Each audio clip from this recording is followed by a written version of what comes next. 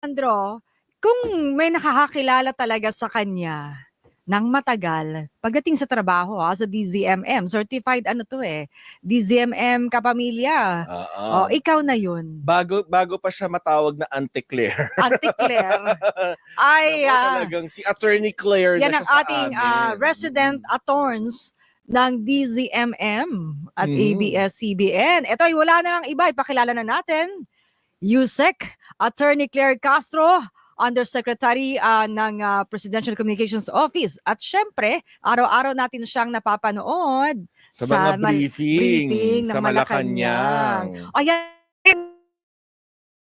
Totoo diba? daw ba, Attorney Claire? Na Good ano? afternoon, Good afternoon, Attorney Maan Claire. and Sandro. Yes. Sandro. Pero matagal kayo magkasama ha? Oo, kasi panggabi ako. Tapos gabi rin yung... Researcher, Oo, researcher panggabi ka ako ng rin. programa nila, yung Usapang 19, ano Kapamilya. yan? At saka si Alvin El Chico yung anchor noon, di ba? Yes, oo. Una si Cheryl Cosim, Oo. tapos naging Miss M pa eh. Oo, naging Miss M. Tapos naging Alvin El Chico Tapos rin. Tapos Maricel, naging SRO na hiwalay na. Oo, tapos naging si Maricel Yao. Maria. Oo. Oo nga. Yan. O Kaya diba, dami- nagbalik tanaw po sila. Kaya ako ganun kalakas. Pero si Maan, iba yung pinagsamahan namin. Yes. Oo. Oh, Badminton. sporty kami. Yes. Oo, At nanalo kami. ang Pero team champion kayo. Wow. Yeah, of course. Hindi kasi ang ABS-CBN dati may inter-company competition yan ng badminton. Ini-encourage kasi ng human resources natin. Human rights. Na yun nga, di ba, maging healthy ang mga empleyado. So yun nga, hindi kami magkalaban nun magkakampi kami. Ang galing din ni Attorney Claire. Ay, wow. panalo rin. Ngayon nga tinanong ko, kung nagbabadminton pa ba, masakit na raw yung mga kasukasuan, hindi na pero 'di ba kaya pa? Kaya pa. Oo. Kaya pa. Ang galing nga nito sumalag din tsaka bumanat. Oo, para siyang Diba? tsaka para siyang may raketa din. Anong tanong mo sa akin? O 'di ba? Yun Ganon. nga, Attorney Claire, totoo yes. daw ba? Naalin. Hiwalay daw? Ay, oo. Yung pinag-usapan natin kanina, mukhang oo. Ano Kasi yan? may Si declaration na. Sharon tsaka si Gabi. Akala ko yung puti yung puti sa decolor. Oo. Kaya pala nagulat. Oo. Kasi syempre para may involved na assets eh. Kaya pala binawi rin. Kaya pala ang tanong, bakit? Mukhang may naghahabol. Ng mga... Na hindi lang yata isa. No?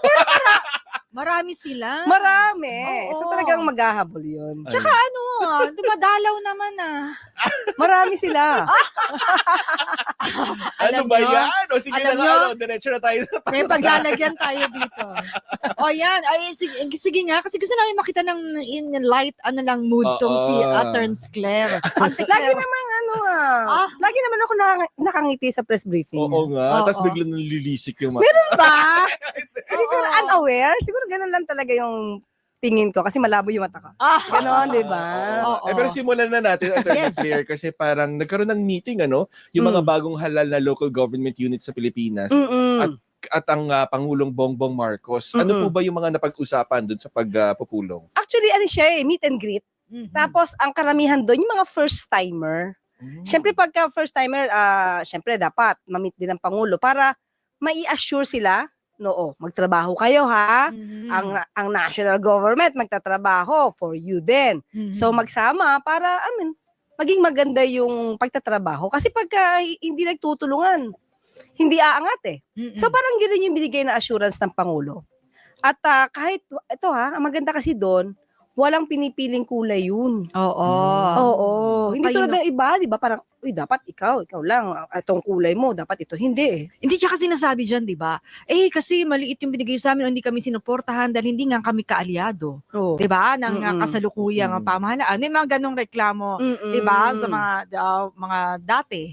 Ngayon na itiniyak ng Pangulo na makakatanggap ng suporta sa lahat. Oo. So, yun yung maganda, di ba? Kumbaga, trabaho talaga. Action. At saka importante yan, Attorney Claire, Yusek Claire, dahil nga papunta na tayo dito sa panahon na maraming sakuna, marami. At least nakausap nila yung Pangulo.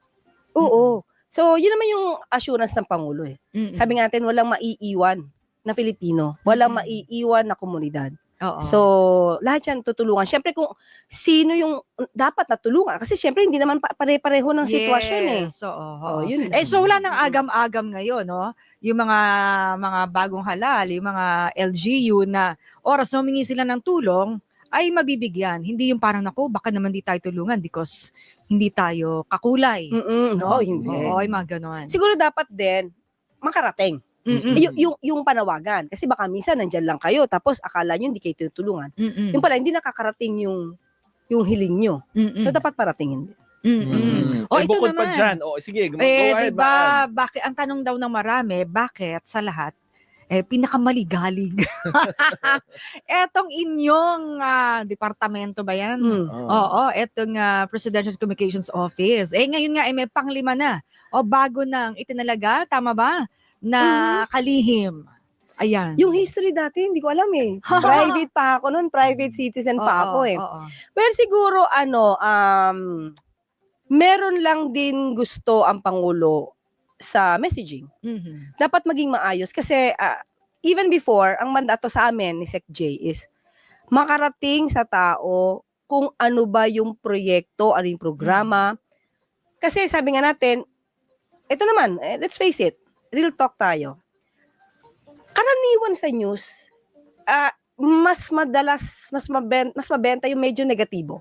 Mhm. Di ba? Yung parang, eto, na-hold up si ganyan, na ganyan, ganito. Minsan nga clickbait pa eh. Oo, hindi pala yun yung laman. Oo. Oo. So, ang gusto kasi ng Pangulo is, mas makita ng tao, ay, meron palang bukas center doon. Libre pala yung doon, yung pagpapacheck. O yung mga bakuna, libre doon. So, yun yung gusto naming iparating.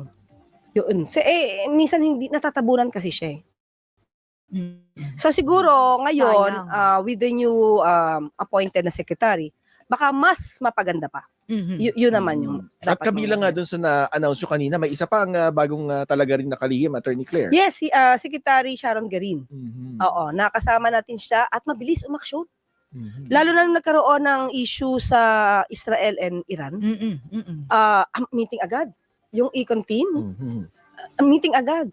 Sinaral talaga nila lahat. Tapos sabi nila, nako, sana hindi tayo maapektuhan kasi medyo nagiging okay yung sitwasyon. So makikita mo talaga na mabilis umaksyon din si Secretary Sharon Garin. Ito, painit yung tanong natin. Oo, sige nga. Kasi kahapon, ang bagong talaga rin na tagapagsalita ng Office of the Vice President ay may statement din na hindi raw siya magiging attack dog. Edi, okay. Sabi niya. Actually, sa galing ni VP Sarang magsalita, hindi niya talaga kailangan ng tagapagsalita. Oo. Enough na siya. Pero choice niya naman na magkaroon ng spokesperson. Sabi nga natin, kung attack dog lang at attack dog, di niya kailangan. Di niya kailangan ng isang attack dog. Dahil di niya kailangan. Kala ko, siya pa lang, sapat na. Ganun. Sa'yo nanggaling yan. Hindi, nabasa ko lang, sabi ng isang netizen, umawi bigla, no? Sabi dito, at natin ring anchor si Yusek Ruta dito sa DZMM. Matanong ko lang, ay kayo, bagong serbisyo dito sa ating pamahalaan, nagserbisyo ka na ba? Dati pa? Before pa, naging legal counsel tayo, legal officer tayo sa panahon ni Mayor Canuto sa Malabon. Siguro lang yung mga one and a half years. At that time kasi, ang kumuha sa akin, si Vice Mayor, kalimutan ko yung pangalan, sorry. Basta nakalaban niya yon sa eleksyon. Nung nagkaroon ng eleksyon, nanalo si Mayor Canuto, na-retain ako. So nag-isa ako. Ibig sabihin kasi si Mayor Canuto at that time, hindi rin siya tumitingin sa kulay.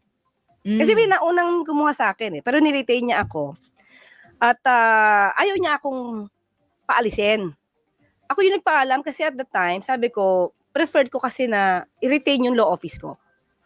Sabi ko kay Mayor Canuto noon, Canuto Oreta, sabi ko, sir, nagpa-practice kasi ako. So, meron akong mga clients. Sabi ko, di man ako nagnanakaw ng pera. parang ang dating is kung itutuloy ko mag-practice, kahit i-allow mo ko, para naman ako nagnanakaw ng oras. So ayoko nun. Di ba? Kasi ako nga at that time, sasabihan ko pa, bakit ganito binili nyo to? Bakit ganyan binili nyo? Medyo meticuloso ako pagdating sa pondo. Yes. Di ba? Kasi dapat sa taong bayan eh. Bakit ganyan? Ba't ganyan? Tapos may isang case doon, asawa ko din ang tapang. May isang case doon, sabi niya, ako magdi-decide kung patatanggalin ko o hindi. So, alam ko yung history yan. Tapos may lumapit sa akin na kung pwedeng ma-arbor. Sabi ng asawa ko, gawin mo na yung decision yan bago pa So, may hindi. mangyari sa'yo. So, tinanggal. Kasi may reason eh. So, tinanggal naman din ni Mayor Oreta. So, at that time. So, yun na. Pero sabi ko nga, hindi ako pwedeng magtagal since hindi ko pwedeng pagsabayin yung pagpapractice ako, tapos nasa government ako. Ayoko na may masabi sa akin. So sabi ko, sinabi ko talaga, sir, di man ako ninanakaw ng pera, parang ninanakaw ko naman yung oras. May value yung oras eh. Oo. Pero saan ba mas stressful? Yusek Oo Claire? nga eh. Kasi, dito ba? Sa PCO o yung pagpa-practice law practice mo? nasa trial kasi ako eh. Hindi naman siya yung, di ba, iba kasi yung mundo ng nasa corporate ka, iba yung mundo ng trial. So, halos everyday yung hearing ko bago ko mapunta dito sa Malacanang. So, stressful din yung pagiging lawyer mo kasi igagawa ka ng pleadings eh. Hindi ka lang I object everyday. May gagawin kang pleadings eh. So, siguro ang mas kumukuha lang ng oras ko ngayon is dapat manood ako lagi ng balita. Updated. Dapat updated ako. Kasi definitely baka yun yung matanong the following day. Pag may mga tanong sa'yo na alam mo na, na-stress ka ba? Naiinis ka? Kasi, di ba? Hindi. Hindi. Oo. Hindi So, naman walang ako stress. Kasi basta hawak mo yung truth. Alam mo yun? Pag hawak mo yung katotohanan, hawak mo yung may facts ka, hindi ka mahihirapang magsalita. Wala kang itatago eh. Mahirap yung alam mo may tinatago ka. Tapos hirap na hirap kang mag-explain, public servant ka pa man din. So yun.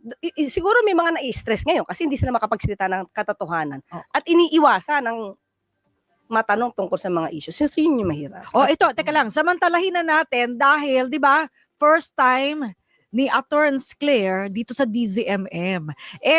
Tanong nyo na yung gusto nyo tanong. Bumalik. Oo. Hindi, tsaka kung may tanong kayo kay Attorney daw, sasagutin niya. Ano pa man yan. Yan, dito yan sa aming YouTube at Facebook live stream at DZMM Teleradio at syempre sa Viber 0919-278-3000. Ipadala lang ang inyong mga tanong. Yan. Yun na nga, Attorney Claire, kasi isa rin sa mga talagang nilalabanan ngayon ng pamahalaan, kasama na rin dyan ang Kongreso, yung paglaban sa fake news. So, kamusta yung mga ginagawa nating mga hakbang para nga masawata ang fake news at lalo na tila nagagamit din ito laban sa Pangulo? Actually, nung nakasama natin si Sec J, may mga plano sila eh. 'Di ba pati yung pakikipag-partner para sa yung parang verifier para ma-fact check. So, di ko ngayon alam kung nasaan ng sitwasyon at marami na rin nakausap si Sec J at that time. Pero sa akin kasi, on my part, kung ano yung lalabas na mali at nagiging viral, ang trabaho ko ngayon is ituwid yun. Anong mali? Anong tama? Kasi ang dami talagang kwento ngayon na fake news, disinformation.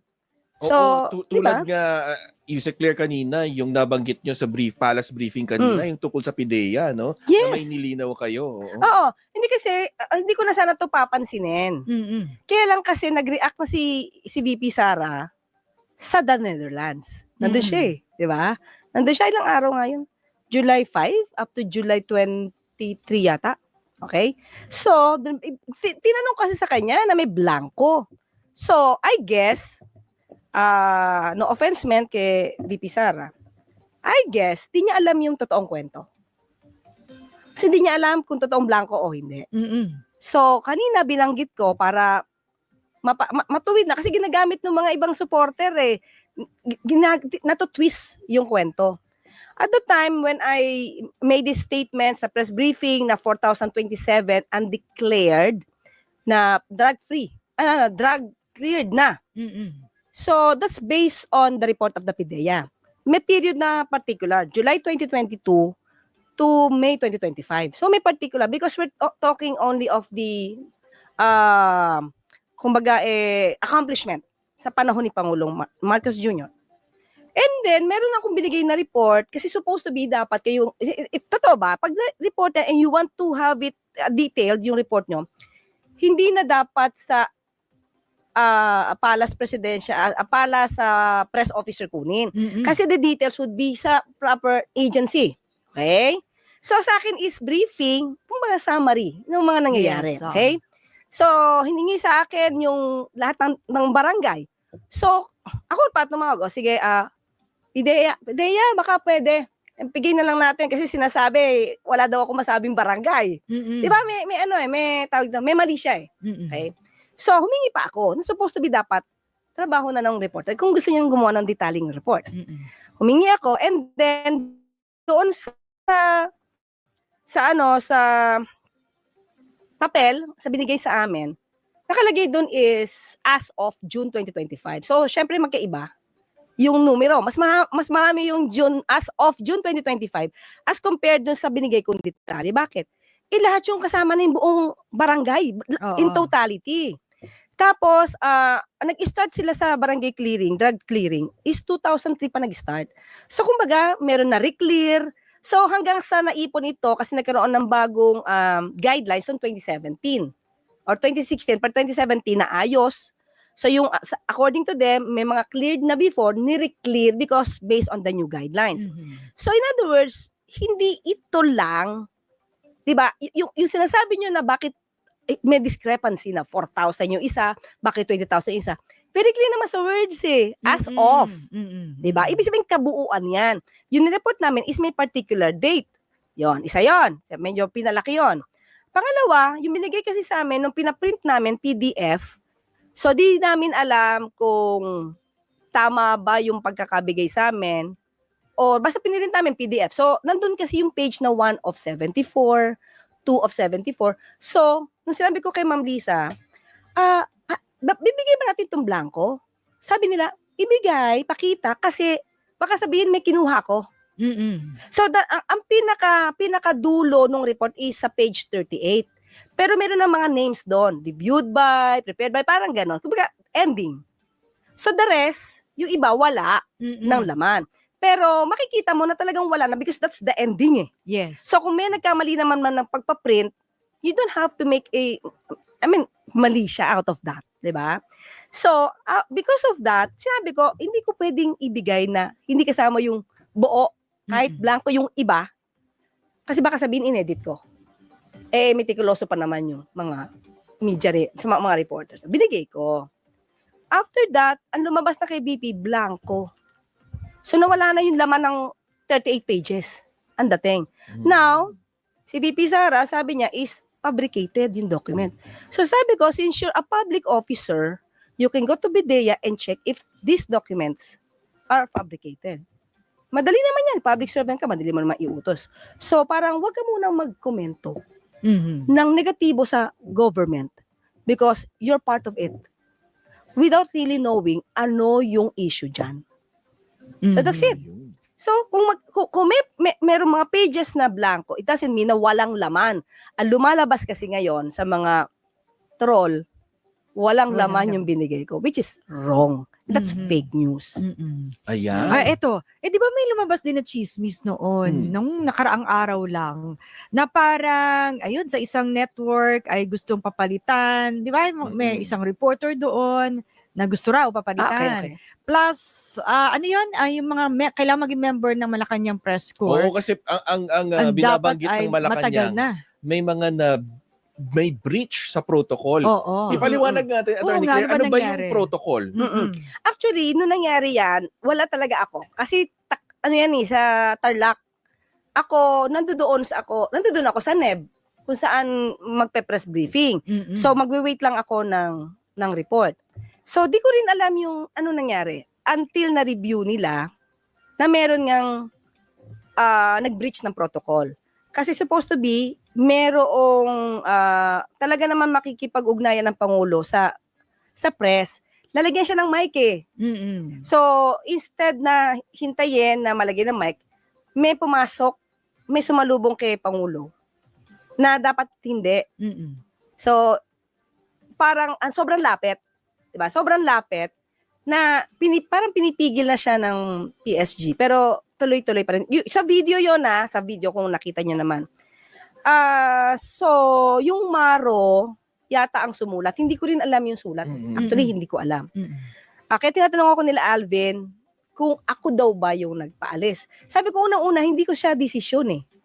Hindi ako involved sa Maro, kahit ako'y nasa PCO. Hindi ko kasi mandato sumama doon sa kung ano yung gagawin nila mga desisyon. Kasi, ano lang ako eh, briefer lang ako, press briefer ako eh, press officer ako. So, yung mga ganung mga desisyon, sa kanila yon. Ayan. So, maliwanag yun eh. Awat muna tayo dahil talagang umiinit na yung mga tanong natin at yung mga sagot din ni Attorney Claire. So babalikan natin yan, yung issue ng umano'y breach sa protocol pagdating nga sa pag-cover sa Pangulo at yung siguro sagot din ni Attorney Claire, Yusek Claire Castro, tungkol dun sa bakit nga ba may biyahe ng biyahe?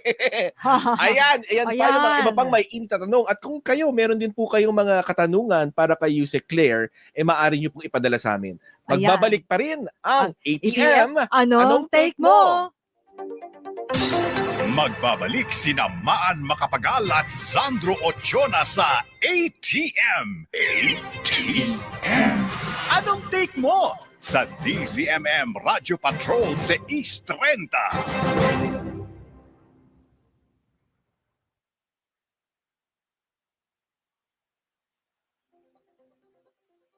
Gising! Ang inyong Mr. Gising in the morning. With pleasure. Energy, energy! Ang hatid namin tuwing umaga. Kasama ang mga sisiksik ng 6 a.m. mo ng talakayan, balitaan at kwentuhan. Alvin L. Chico sa alas 6 at kasama si Doris Figornia sa alas 7:30, Lunes hanggang Biyernes sa DZMM Radio Patrol sa East 30 at DZMM Teleradyo. Iba't ibang mga trahedya, mga sakuna, at syempre, lagay ng panahon ang babantayan natin. Lagi ko po sinasabi, job you, just always bring your umbrella. Dati kasi, katutok lang tayo sa response. Ngayon, even yung kamalayan ng ating mga kababayan has gone a long way. Ako po ang inyong mga kasama, Ariel Rojas. Atid po namin ay kaalaman para sa inyong kaligtasan, laban po sa anumang panganib o sakuna. Dahil ang mahalaga, lahat tayo laging ligtas dapat. Kapag nanay, kailangan maging magaling sa pag-budget. So, dapat nakatutok kami sa pagkababalita para alam namin yung update daily ng mga bilihin, mga kailangan sa pang-araw-araw. DZMM Radio Patrol sa ICE 30. Una sa balita, una sa public service.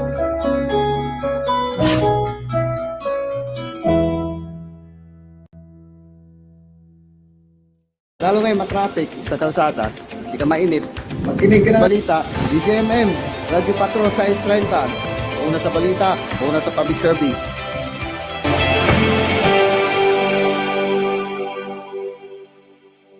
Tiyak na maganda ang morning mo tuwing Lunes hanggang Biyernes.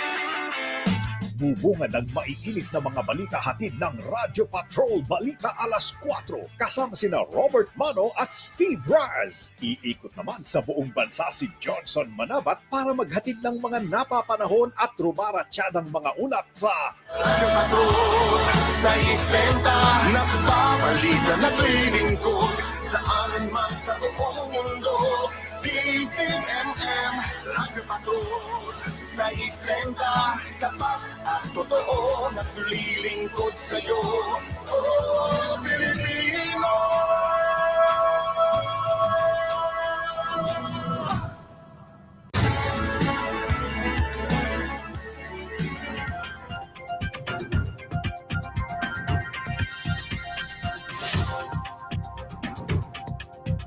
DZMM Balita Ngayon.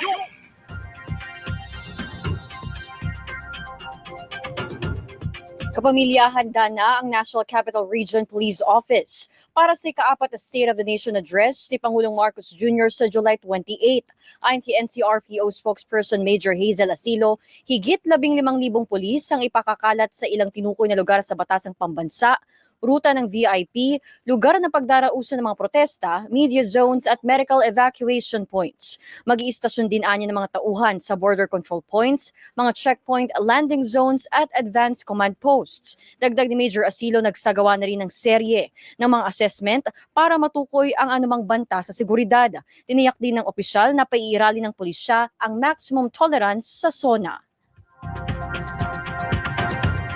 Sa ibang balita, posibleng pumalo sa 1 milyong botante ang magpaparehistro sa barangay at sangguniang kabataan elections ayon sa COMELEC. Naritong kumpirmado, siguradong balita mula sa COMELEC, hatid ni Radyo Patrol Bert Dizon.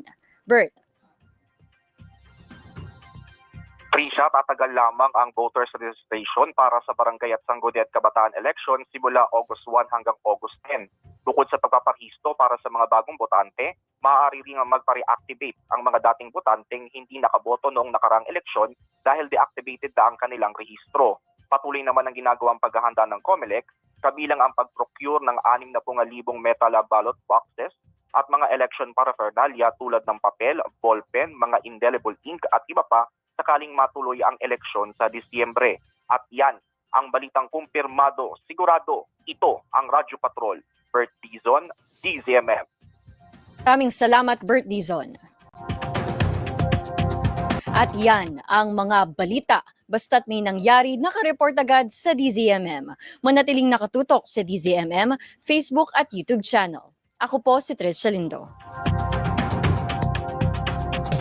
DZMM Balita Ngayon. Tambalang makapagal at otsyola sa ATM. Anong take mo sa DZMM Radio Patrol 630? Tambalang makapagal at otsyola sa ATM. Anong take mo sa DZMM Radio Patrol 630? Balik tayo sa ATM. Andito pa rin si Undersecretary Attorney Claire Castro. Eto, basahin natin yung mga messages. Ito yung bubuo sa araw mo eh. Ayan. Susan Aldawood. Good afternoon, Attorney Claire. We are rooting for you. So proud of you. Nice watching again at DZMM. God bless you all. Thank you. Thank you, Susan. Eto naman. Eto. Mula kay Vina Hermohino, good afternoon. Attorney Claire, sana hindi ka po mapagod lalo na ngayon na may spokes na si VP. Kaya mas maraming needs sagutin na mga issue. Ito naman mula kay Andres Reyes. Ang galing-galing naman ni Attorney Claire magpaliwanag at bukod pa doon ay napakaganda niyang asset ng gobyerno. Ayan, ito kay Marcelo Celendro. Nakapatay yata. Ayan, kay ayan. Marcelo Celendro Jr., Attorney Claire, wala akong masasabi. Okay. Hindi, ito. Gusto ko malaman mo na napakagaling mo, favorite kita, napaka-articulate mong magsalita, at prank ka. Walang panigoy-ligoy at direct to the point. Mabuhay ka. Thank you, thank you. Ito mula kay Lol OK. Kay Claire tayo. Ayan, all caps pa. Galit? We admire you, Attorney Claire, buong family, ang mga office mates and mga kabarangay. The best spokesperson Malacanang ever had. Di ba? Naku, nakakatama ng puso. Thank you po talaga. Ito, isa na muna. Celerio Mods, kasuhan na dapat ng grave abuse of authority. Yung mga senador na pinatatagalang simula ng impeachment trial. Nga, may comment ba Malacanang? Attorney Claire, kung bakit hanggang ngayon nga ay hindi pa rin natutuloy yung hindi kami nagtanong Naku, sa kanila na yun Alam mo yun, para bang wala kaming pwedeng gawin Kundi sila lahat. Obligasyon nila yan para sa taong bayan Ay, ito Attorney Claire, mula naman kay Josh Kyle Edip Official. Ayan, Yusek Claire, dagdag sa tanong, meron na bang directive ang Pangulong Bongbong Marcos kaugnay doon sa mga isinusulong na pagbaban o kaya pag-control sa online gambling ng mga senador at ng mga kongresista? Actually, wala pa po kami na pag-uusapan dyan. Pero sa tingin ko lang ako'y medyo may inaral ako ng konti dito. Yung isabong kasi, di ba, naban to Naban na siya Pero ang dami daw lumitaw na illegal na isabong. So nangyari dito, instead na yung gobyerno ay mag-generate a revenue out of the sana legitimate na isabong, since tinanggal siya, ang namayagpag yung mga illegitimate, yung mga illegal. Pero nandiyan pa rin. So sa aking pananaw, more on regulation. Dapat hindi pa talaga makapasok basta-basta ito sa mga online gaming app. At tutukan talaga ito dapat ng PAGCOR. Kung paano dapat may isang portal lang at wala nang ibang pwedeng, let's say, halimbawa, auto-script online gaming. Halimbawa, ganun. So, di siya dapat magkaroon ng sarili niyang pinto. Dapat lahat for the Filipino people to know na ito lang yung legitimate, isang portal lang ang pasukan. Dapat ganon. Kasi pag hindi dyan, ibig sabihin, pamapasok ka sa mali. Kasi, may tinanong na rin ako ng PAGCOR. Sabi ko, paano nyo ba makokontrol yung mga nagiging addict na or gumon sa gambling? Meron silang program doon mismo sa PAGCOR na pwede kang magsumbong. At kapag nagsumbong ka dito, asawa mo o kaya mismo ikaw, ibaban ka nila for 6 months. At ngayon ang alam ko ay magkakaroon yata sila ng parang rehabilitation para do sa mga nagumon. So pag legal, sa tingin ko, pag legal talaga at license, mas mukhang makokontrol mo siya as compared kapag tinanggal mo siya lahat tapos lahat nagpuntahan sa illegal na online gambling app. Hindi mo siya makokontrol. So dapat ang patayin yung mga ilihitimo, yung walang lisensya.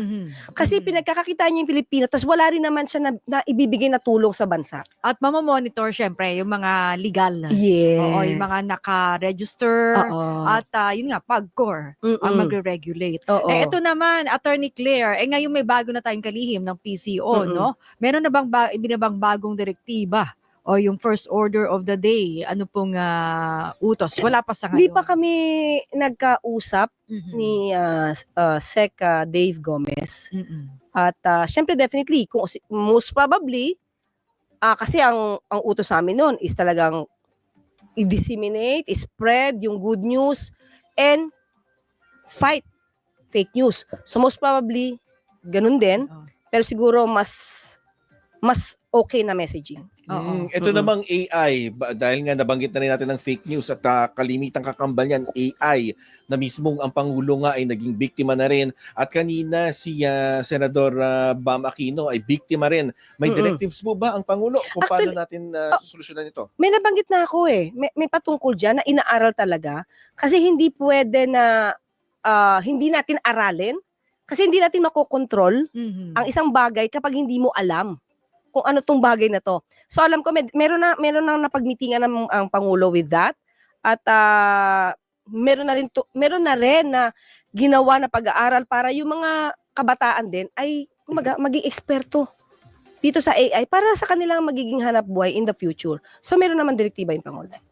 Ito, Attorney Claire, ang gaganda po ng mga damit niyo sa press briefing. May stylist ka po ba?